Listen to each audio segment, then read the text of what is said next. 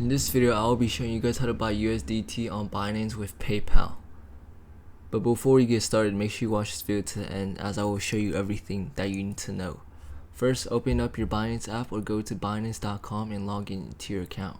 Make sure your identity verification is complete so you can access full features like tap P2P from the homepage or click trade, then P2P, select USDT as the crypto you want to buy. In the marketplace, tap the filter icon. Under payment method, select PayPal and choose your preferred currency. Then tap confirm to view available offers. Look for a high seller with high completion rates and good reviews. Once you find one, enter the amount of USDT you want to buy. Then tap buy USDT. Now you'll see the seller's PayPal details. Open your PayPal app and send the exact amount, and include any required notes. Return to Binance and tap transfer.